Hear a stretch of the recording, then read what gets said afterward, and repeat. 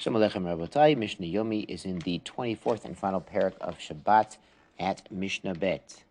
Matirin Pekiei Amer Lifnei Behema.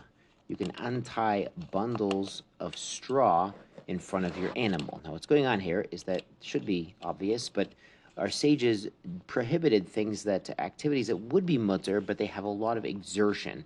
If the exertion is not for a need, then it's not allowed. On Shabbos, it's not Shabbosdik. So we need to untie the bundles so they can eat. That is necessary. Umefospesin etzakipin, and you can scatter the cedar branches for them to eat. Avolo etzazirin, but you can't untie the bundles that are tied triply, tied on both ends and tied in the middle, if they're straw or sticks. Ein meroskin lo etashachat v'lo etacharuvin lifnei behema. You cannot shred up into little pieces the fodder and the carobs for animals because they can do it themselves. Hashem gave them teeth. Bein daka, bein gasa. Whether these are small animals or big animals, Rabbi Yehuda mater becharuvin ledaka. Rabbi Yehuda says these small animals don't have such gishmak teeth for the carobs. The carobs can be quite hard, so you're allowed to rip up the carobs for the small animals. Mishnah Gimel, ein ovsin etzegamal. We do not force feed a camel. Now, they used to overfeed the camels prior to a journey, so they would have, it's like packing extra food for the trip. Velo dorsin, and you do not push even a small amount of food into their throat.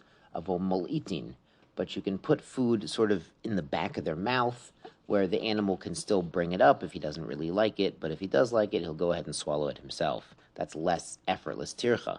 Ve'ein mamrin et golim avol maloitin. We do not force feed the calves. So Yisro, who's also called Putiel, because he was mefatem calves for Avodah Zarah before he became Jewish. This is not Lashon Hara to say this because the Torah itself says this. So he would not do that on Shabbos, maybe, if he was Shomer Shabbos. But so he would not force feed the calves of Omalitin, but again, he could put the food in the back of their throat, and if they want to swallow it, they can.